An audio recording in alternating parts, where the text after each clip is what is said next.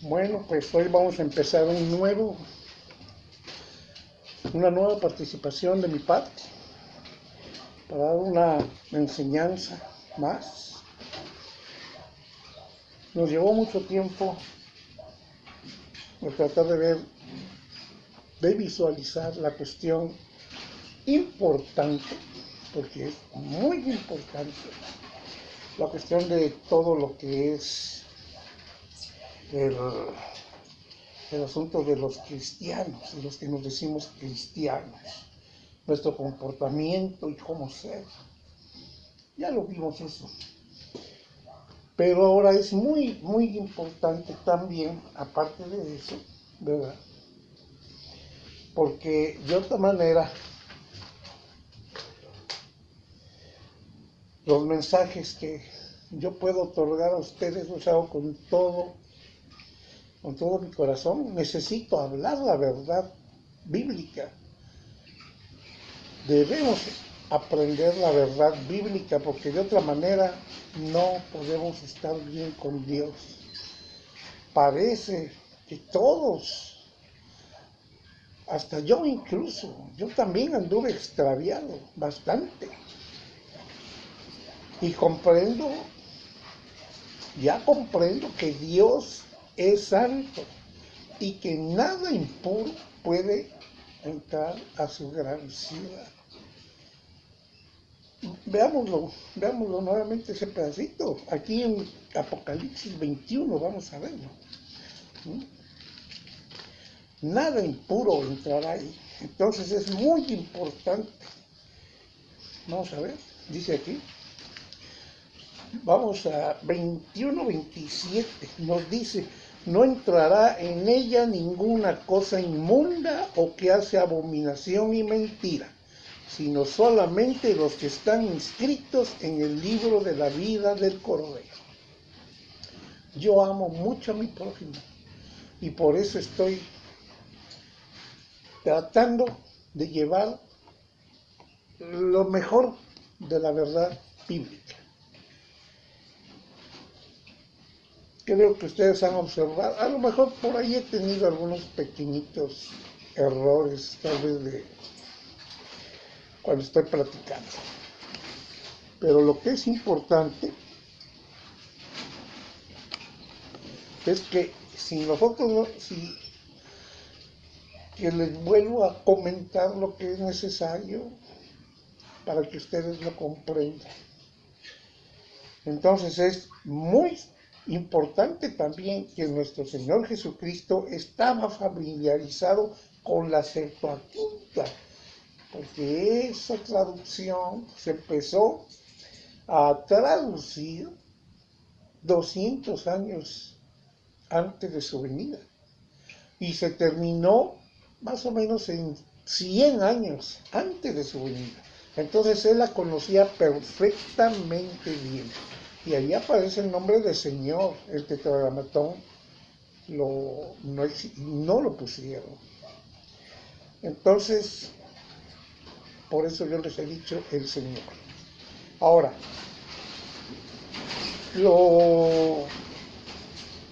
al aparecer la palabra Señor, la palabra Jehová, que pusieron los rabinos, porque ellos hasta se burlan de la gente que dice que se llama Jehová, porque ellos mismos pusieron las vocales, pusieron el nombre, y saben ellos que el nombre se pronunciaba más o menos como el de Josué, que también es Jesús. Y en ese tiempo era Jesús, no existía la J todavía. Hasta que se inventó la J, entonces ya se llamó Jesús. Y así sucede en todos los idiomas. En cada idioma le dan su nombre correcto, porque de acuerdo a su idioma es la fonética. Entonces nosotros debemos estar muy sabedores de que los nombres es de acuerdo al idioma de cada nación. Pilatos, por ejemplo, habló en griego con Jesús. Tan es así que en el letrero que puso también está en griego en hebreo, en latín, o sea, ahí dice el rey de los judíos. Está en tres idiomas. Y él, ¿cómo se presentó ante Moisés cuando le preguntó?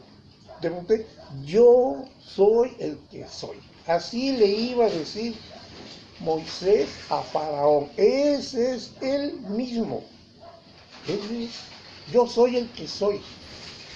Cuando le pidió a Moisés, y muéstrame cómo le voy a decir yo. ¿Verdad? Entonces, pues sepamos bien que Dios es uno solo y que su nombre es Jesús. Ya dimos las bases en videos anteriores. Espero que las hayan estudiado, las sigan estudiando y las sigan comprendiendo. Entonces, pues, Él es el mismo. Ahora, ¿dónde habita? Ya se los comenté en algunos momentos. Veámoslo nuevamente. Primera de Timoteo, capítulo 6, en el 16. Veámoslo, por favor. Vamos a ver. Porque esto es muy importante que tengamos bien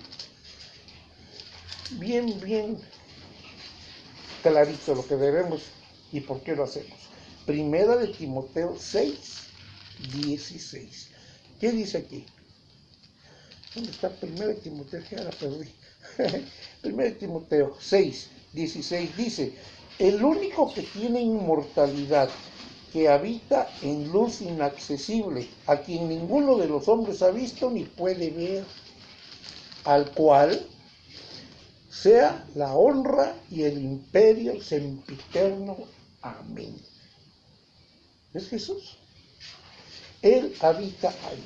¿Y qué se nos dice ahí? Estuve en el Edén. Veamos Génesis 2:8. Vámonos hasta Génesis, desde la creación. Génesis 2:8. Para que veamos cómo está. Génesis capítulo 2, en el 8. ¿Qué nos dice aquí? Y Jehová Dios, dice aquí la Valera. A mí me gustaría en todos los lugares donde yo vea a Jehová decir el Señor Dios. Es mejor. Entonces aquí dice, el Señor Dios plantó un huerto en Edén al oriente y puso allí al hombre que había formado. Y Jehová, o sea, el Señor Dios, hizo nacer de la tierra todo árbol delicioso a la vista y bueno para comer. También el árbol de la vida en medio del huerto y el árbol de la ciencia del bien y el mal. Y salía de Edén, fíjense bien, salía de Edén un río para regar el huerto. ¿Por qué es importante saber esto? Porque para nosotros debemos estar pendientes de que Dios está en un tabernáculo y se hizo un tabernáculo aquí en la tierra, pero como una sombra de lo que es en el cielo. Y desde que Él andaba por ahí con una luz inaccesible, ya tenía muchos ángeles, hasta Lucifer ya lo había formado, ¿verdad? Veámoslo porque creo que la vez pasada no lo vimos bien. Veamos en Job, para que veamos. Él fue el primero, fue la primera creación de Dios. Veamos Job 40. Vamos a ver, Job. Esto se sabe acá hasta el capítulo 40 de Job, porque ahí le empieza nuestro Dios a decir a él una descripción total de muchas cosas. Dice, Él es principio de los caminos de Dios. El que lo hizo puede hacer que su espada a Él se acerque. ¿Se acuerdan que el arcángel no peleó con él? Solo le dijo que el Altísimo te reprenda. Aquí está. Él es el principio de los caminos de Dios. El que lo hizo puede hacer que su espada a él se acerque. Entonces, esto es muy importante porque Dios está describiendo lo que fue realmente Satanás, Lucifer. Y él, como principio que tenía toda la autoridad, todos los ángeles consultaban con él. Eso fue lo que lo ensoberbeció y quiso ser igual a Dios. Entonces, sabemos esto. Aquí nos dice que Él es el principio de los caminos de Dios. Bueno, entonces, allá en el cielo, allá donde andaba nuestro Dios, pues Él es una luz inaccesible. Solo sus ángeles, sus arcángeles podían andar con Él. Eso es cierto. Pero plantó, fíjense bien, en Edén plantó, ya lo vimos, Génesis 2, dice, y Jehová Dios plantó, y nuestro Padre Dios plantó un huerto en Edén, y allí puso al hombre, ¿verdad? En el 3:23, ¿qué pasó con este personaje? Dice, desde el 22 desde el 21, cuando ellos cayeron en esa pequeña desobediencia, que a la larga fue una gran desobediencia, quisieron probar lo que no debían. La mujer fue la que fue engañada, pero ella también invitó a su marido, y su marido fue. ¿Quién era su esposo, su marido? Adán. Adán no fue engañado, él fue voluntariamente siguiendo el camino de su mujer. Entonces dice acá, Génesis 3:21, y Dios hizo al hombre y a su mujer túnica de pieles y los vistió. ¿Por qué? Porque en ese momento ellos perdieron toda su luz que tenían. Ellos estaban vestidos de luz. Perdieron su luz hasta que se quisieron hacer con hojitas y no pudieron hacerse vestir. Dios los llamó, Él fue el que los vistió. Dice aquí, Dios hizo al hombre y a su mujer túnicas de pieles y los vistió. Y dijo, he aquí el hombre es como uno de nosotros, sabiendo el bien y el mal.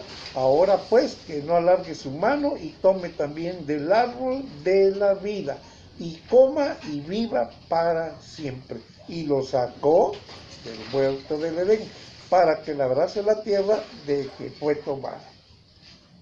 Entonces, ese fue lo que vino sucediendo finalmente. Entonces, desde ahí para acá, seguimos nosotros con muchos problemas de salud, mentales, de comportamiento. ¿Por qué? Porque el príncipe de este mundo, cuando Adán cayó y empezó a obedecer al Satanás, que ya estaba en la tierra, porque fue echado del cielo y aquí estuvo. Antes de la fundación del mundo ya andaba en la tierra, en los pedazos de tierra que andaban por ahí, ya andaba ahí Satanás. Entonces desde ahí ya andaba aquí y logró engañar. Es el padre de la mentira, del engaño. Él es precisamente el que engañó. Él se puede disfrazar de muchas cosas, Entonces, engañó. Y desde entonces vivimos en el engaño hasta que vino nuestro Señor Jesucristo y lo venció en la cruz. Ahí fue que lo ató. Y hay mentira, porque tiene muchísimos seguidores. Pero si no ha llegado esto a más maldad, es porque está atado y en cierta manera detenido. pero llegará un tiempo en que lo van a soltar y va a estar peor. Bueno, entonces nosotros ya vemos esto aquí. Ahora, si nosotros vemos en Apocalipsis 21:3, veamos, Apocalipsis es el final de los tiempos, acuérdense. El libro de Apocalipsis es la revelación de Dios para que nosotros estemos bien enterados de lo que va a suceder. Vamos a ver, Apocalipsis 21. Recuerden cómo dice aquí, la revelación. Dice, la revelación, en el capítulo 1:1 dice, la revelación de Jesucristo que Dios le dio para manifestar a sus siervos las cosas que deben suceder pronto. Y la declaró enviándole por medio de su ángel a su siervo Juan. ¿Ok? Entonces, ahí lo ves. Bienaventurado el que lee y los que oyen las palabras de esta profecía y guardan las cosas de ella escritas, porque el tiempo está cerca. Entonces nosotros debemos estar muy agradecidos de que sabemos que esto ya no tarda mucho. Recordemos que 1000 años para Dios es como un día, y un día es como 1000 años. Por decir, es mucho tiempo, no es precisamente 1000 años categóricos, sino que es mucho tiempo. Entonces nosotros vemos así, como veamos aquí, el 10 y el 22 dice aquí, yo estaba en el Espíritu, dice, en el día del Señor, y oí detrás de mí una gran voz como de trompeta, que decía, yo soy el Alfa y el Omega, el primero y el último. Escribe en un libro lo que ves. ¿Qué le dijo? Lo que ves. Lo que ves, le dijo. No vas a hacer otra cosa más que escribir lo que ves, lo que estás mirando. Y envíalo a las iglesias. En ese tiempo había 7. El 7, recuerden que es el número perfecto. ¿Quién era el Alfa? Jesús. ¿Qué dice aquí? La revelación de Jesucristo. ¿Quién es el primero y el último? ¿Quién es el Alfa y el Omega? Él. Entonces, nosotros estamos comprendiendo con mayor forma que esto es. Entonces, aquí tenemos algunos puntos. Veamos ahora el 22 y 23 ahí mismo. Pero lo vamos a ver. Vamos a ver en el 2. 22. Dice, he aquí, yo la arrojo en cama y en gran tribulación a los que con ella adulteren, si no se arrepienten de las obras de ella. ¿De quién? Está dando, dice, el 21 dice, y le he dado tiempo para que se arrepienta, pero no quiere arrepentirse de su fornicación. Está hablando de la iglesia, de una parte de la iglesia que él quiso formar, ¿verdad? Aquí tenemos 7 iglesias se le está mencionando aquí. Y hay una donde nos dice incluso, yo quisiera que fueras fría o caliente, porque si no yo te voy a vomitar de mi boca. Imagínense, si nosotros estamos en que sí, que no va a vomitar de su boca.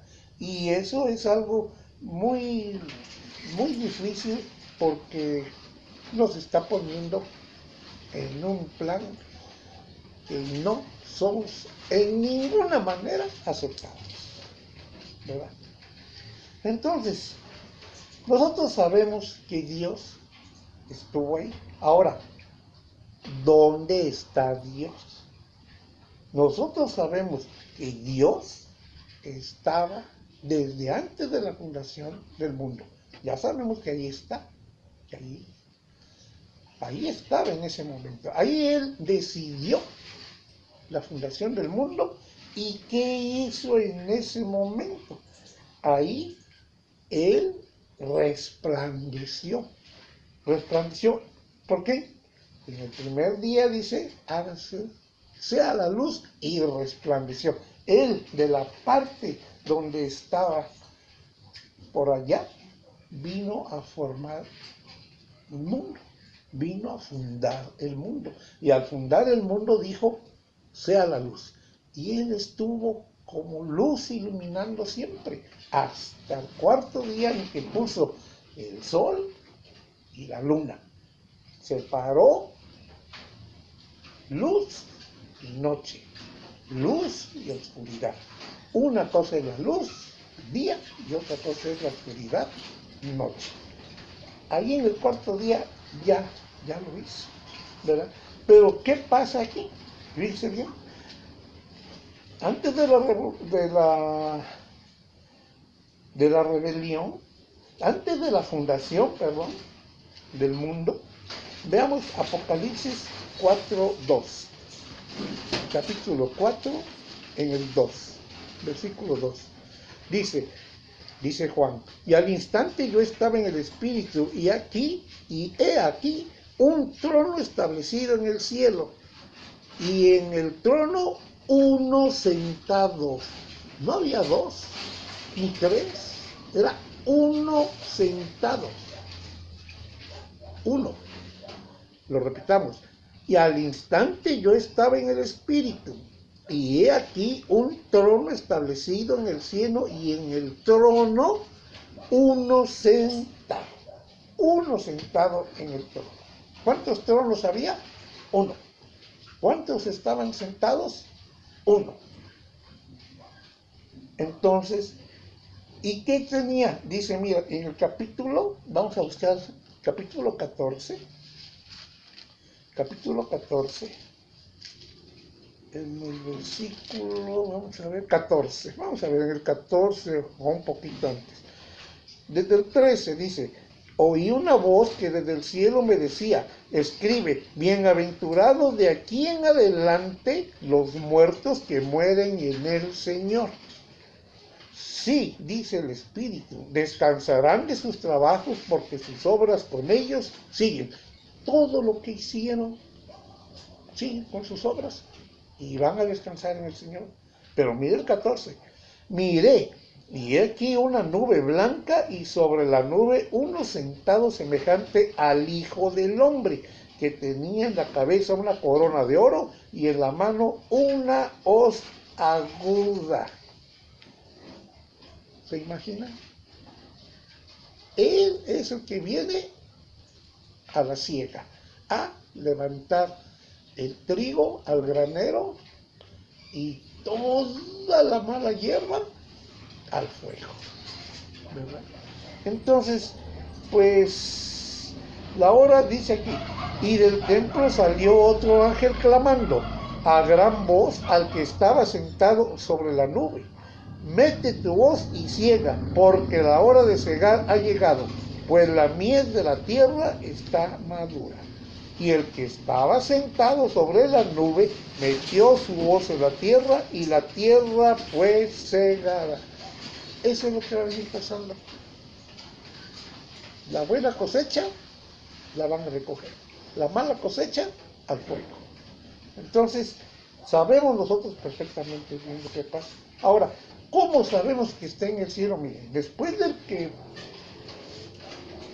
vino él con su tabernáculo, puso el Edén, estuvo el árbol de la vida. Veamos ahí mismo en el Apocalipsis qué es lo que va a venir.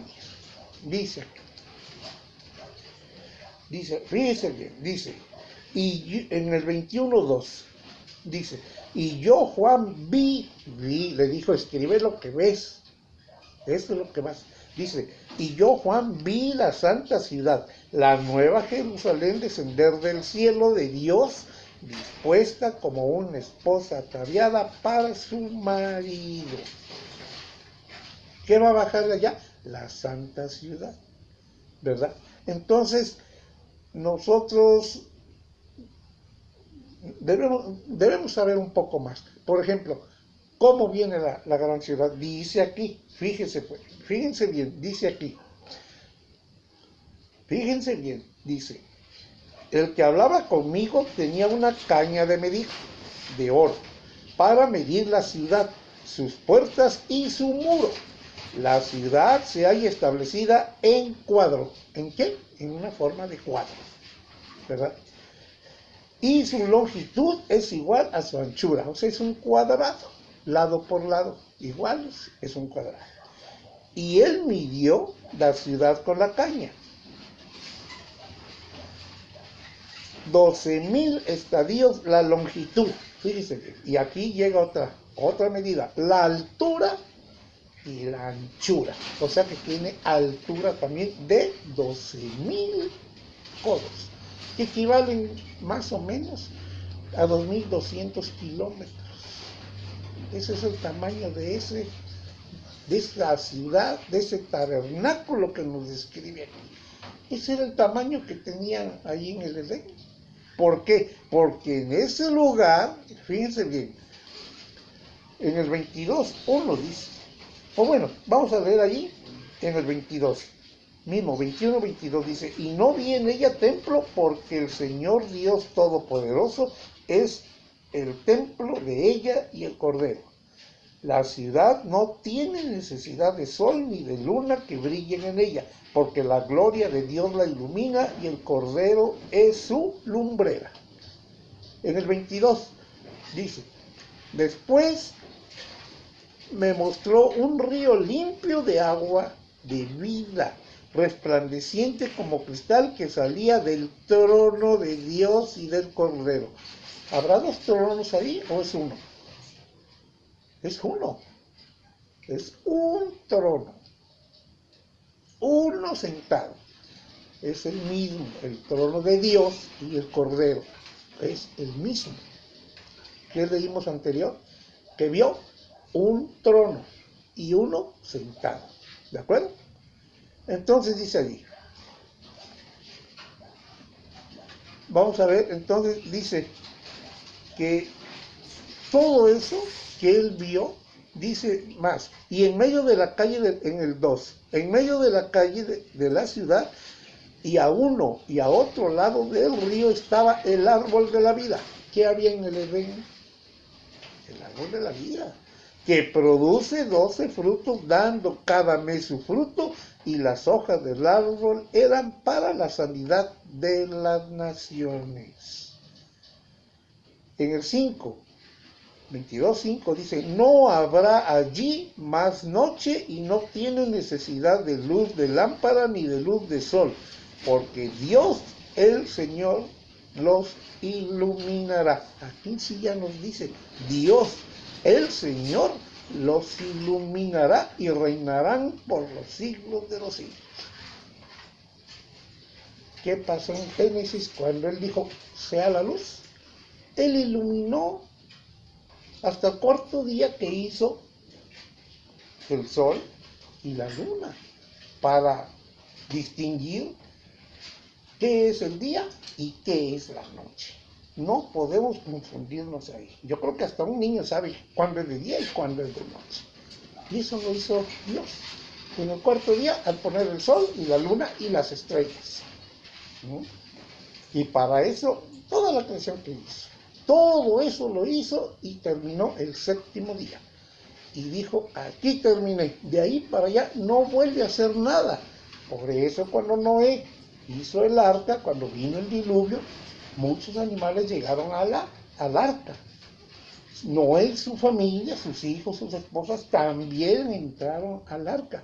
Todo lo demás que quedó fuera fue destruido. Todo. A partir de Noé se pobló toda la tierra nuevamente. Y a partir de los animales que llevó Noé, también de ahí tomaron posesión en toda la tierra. La tierra era de otra forma, los animales podían desplazarse muy libremente. Y hasta la fecha,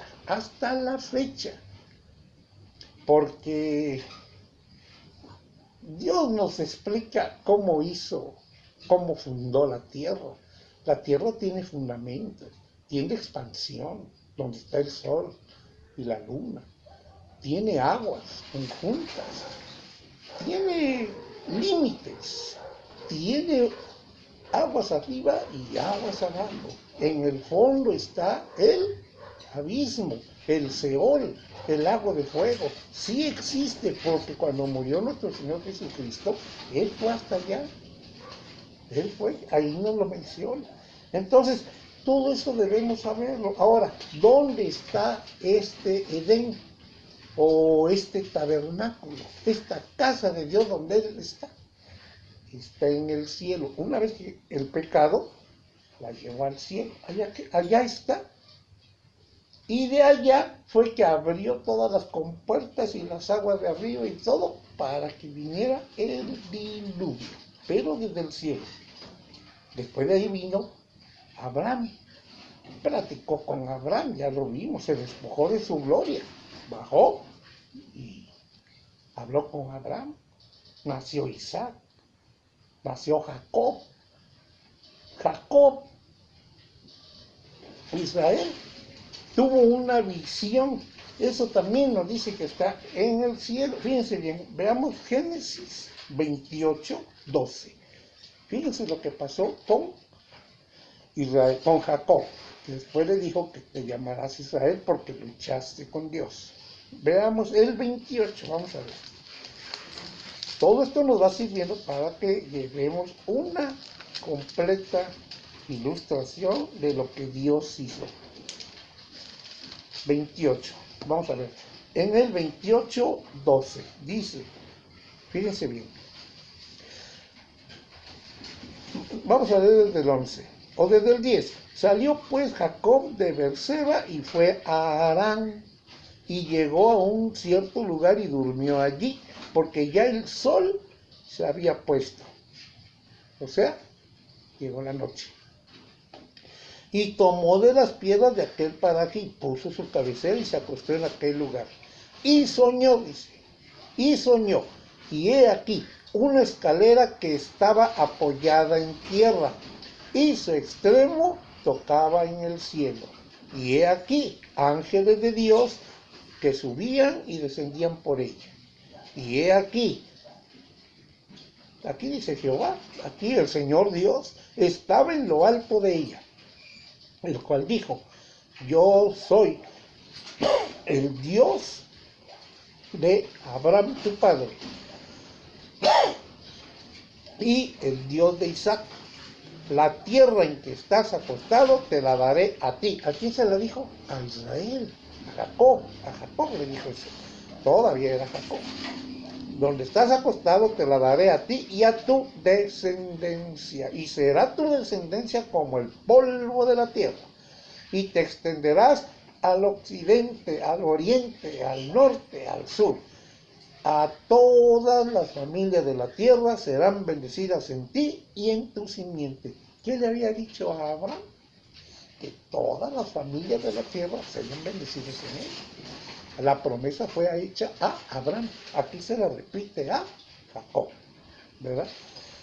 Entonces, Jacob se levantó en la mañana, durmió en la noche, se levantó en la mañana. Y dice aquí, vean aquí. Y se levantó Jacob de mañana y tomó la piedra que había puesto de cabecera y la alzó por señal y derramó aceite encima de ella y llamó el nombre de aquel lugar Betel. Y aunque Luz era el nombre de la ciudad primero, ¿él cómo la llamó? Él la llamó Betel, porque dijo que aquí era. Vamos a leer, dice aquí. Y llamó el nombre de aquel lugar Betel. Y aunque Luz era el nombre de la ciudad primero, hizo Jacob voto diciendo, si fuere Dios conmigo y me guardare en este viaje en que voy, y me diere pan para comer y vestido para vestir, y si volviere en paz a casa de mi padre y Jehová, o sea, el Señor será mi Dios, y esta piedra que he puesto por señal será casa de Dios. No dice de Jehová, dice casa de Dios. Y de todo lo que me dieres, el diezmo apartaré para ti. Entonces, imagínense, todo esto sucedió con Jacob. Y después, cuando luchó con el ángel, era el mismo Jehová que no lo dejaba ir hasta que lo bendijera. Por eso a esa tierra ya le llamó Betel. ¿Por qué? Porque ahí recibió la luz de Dios de lo que iba a hacer con él. Por eso se llamó Betel, tierra, casa de Dios, ¿verdad? Ahí. Pero primero se llamaba Luz, la ciudad. Bueno, veamos ahora.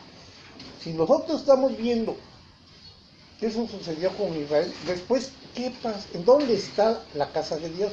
La escalera dice que Dios estaba en lo alto. Y la escalera tocaba, ¿qué? La tierra. ¿Qué quiere decir? Dios está pendiente de todo lo que hagamos. Y hay pasajes de la Biblia que me dicen, ¿dónde estaré yo? Ahí estás tú. ¿Dónde voy para allá? Ahí vas tú.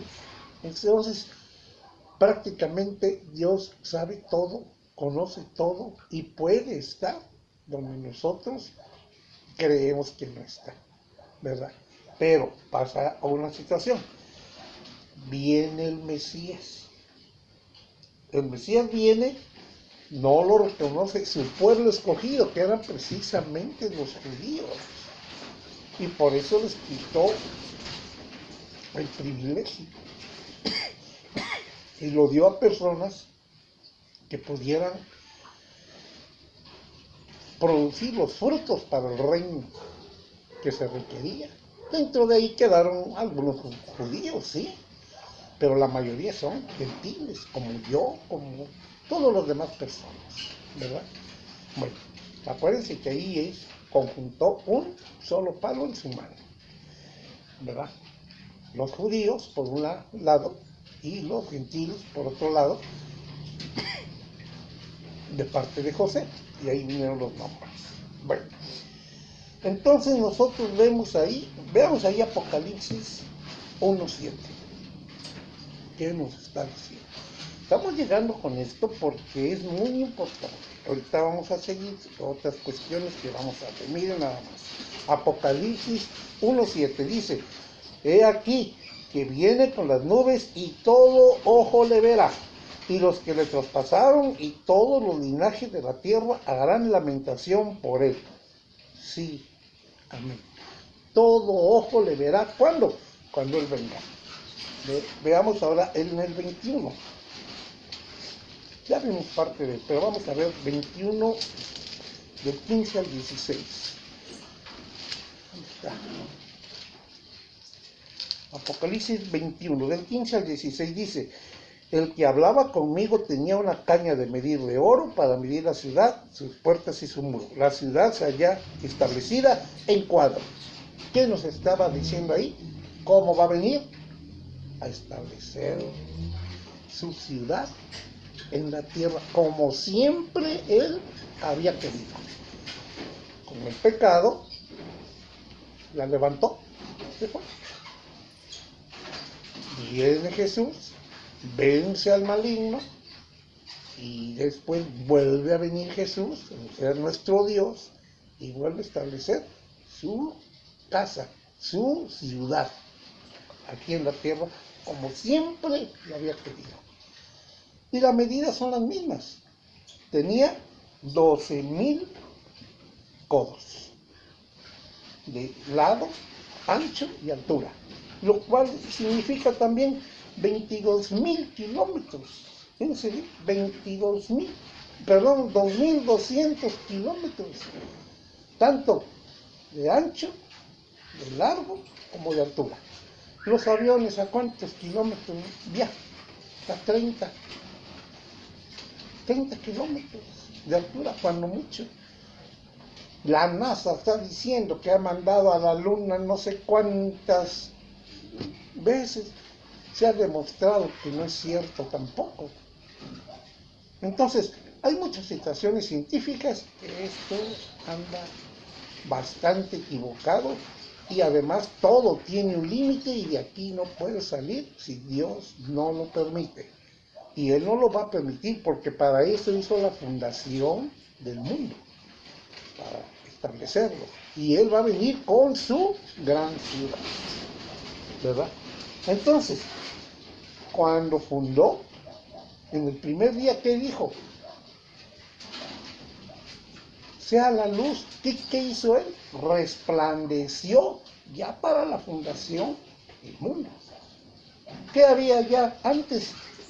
Antes de empezar, había agua, había tierra, había oscuridad y millones de ángeles que ya él había hecho, incluyendo a Lucifer, que fue el primero, ¿verdad?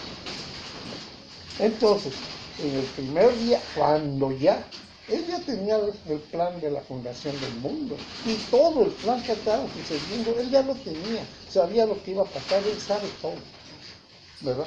Entonces, con la luz de Dios, empezó la luz, y ahí fue que en el primer día ya se vio el agua, se vio los cielos, se vio que él hizo una expansión, se vio que quedó la tierra abajo, la conjuntó, hizo los mares, etcétera, etcétera. Hubo agua arriba y abajo. Todo era como una carpita. Algún día lo vamos a ver. Está en el estudio esto perfectamente bien definido. Bueno, vamos. Y después, en el tercer día, pues ya siguieron las demás creaciones. Pero hasta el cuarto día fue que él puso el sol y la luna. Cuando él puso el sol y la luna, ¿qué hizo él? Se fue a vivir ahí arriba. Todavía no se quedaba aquí con Adán. No estaba Adán todavía. Entonces, ahí dejó que el sol se enseñoreara de lo que es la luz del día y la luna lo que es la noche, la oscuridad, ¿verdad? Entonces, luz es día, nieblas es noche. ¿Y qué dijo ahí? Leámoslo. Vamos a ver. Génesis, para que vean qué cosa iban a hacer estas dos luminarias tan grandes, tan hermosas, que hasta la fecha existen. Vamos a ver, dice aquí.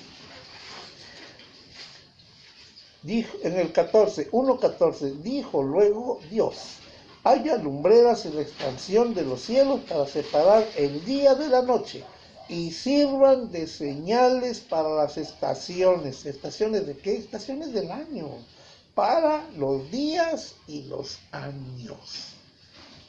Los dos. Entonces, el calendario, ¿qué iba a ser? Lunar y solar. O solar y lunar, pero los dos. Uno para el día y uno para la noche. No podemos estar confundiendo que el día empieza cuando va a empezar la noche. No, la noche empieza en la noche. Y el día empieza lo que es el día. Por decir, de 6 de la mañana a 6 de la tarde. ¿Por qué? Porque nosotros sabemos perfectamente bien que un día tiene 12 horas. ¿Dónde podemos encontrar esta situación? ¿Dónde está el día de 12 horas? En Juan lo dice. El apóstol Juan nos dice que son 12 horas. Entonces nosotros, ¿qué tenemos que hacer? Verlo, ¿verdad? Entonces nosotros no podemos estar viendo otra cuestión. Veamos Juan 11:9. Vamos a ver, para que no quede al aire. Juan, el Evangelio. Vamos a ver, 11:9. Dice,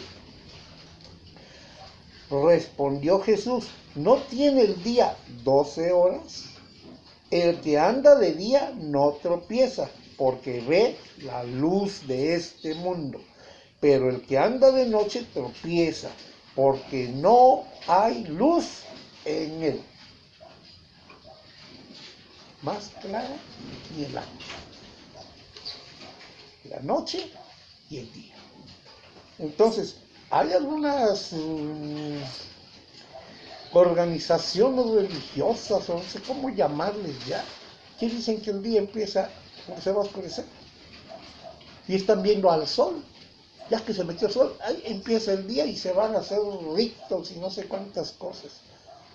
Eso no es posible. El día es el día. Incluso cuando murió nuestro Señor Jesucristo lo podemos comprobar también. Y el versículo que ellos utilizan de Levítico, lo podemos comprobar que está mal usado porque no están leyendo el contexto. Ese es el problema. Entonces, ya había todo eso. Ya está el día, la noche. Veamos, entonces ya hay una mañana y una noche. En hebreo, en arameo, en griego, tienen sus diferentes nombres esta situación. Ahorita no lo vamos a tocar porque no quiero que nos vayamos por aquí y por allá. Entonces, con la luna nueva, al otro día, la luna ¿cuándo está? En la noche. Al otro día, ¿qué es? El primer día. Y luego el segundo día y el tercer día. O sea, un día y la noche. La noche no se cuenta. Es un día, 2 días y hasta llegar al séptimo día. El séptimo día de luz es de guardar. No es en la noche. Ni el día tiene 24 horas. El día tiene 12 horas. Si acaso, la noche tiene también 12 horas. Pero es la noche. Aquí nos está, dice, el que anda de noche tropieza porque no hay luz en él. Imagínense. Y hay doctrinas grandísimas en algunas iglesias que están guardando en la noche. Bueno, con esto vamos a dejarlo aquí tranquilos, porque después vamos a ver lo que es la Pascua. Y ahí vamos a conocer otros detalles muy importantes del día y la noche. ¿Y por qué fue? ¿Y por qué es Pascua? Fue la liberación del pueblo. Y Jesús murió en Pascua, porque es la liberación de Satanás. Faraón era como Satanás. Por eso ahí falló, quedó todo. Entonces, pues ya sabemos que Dios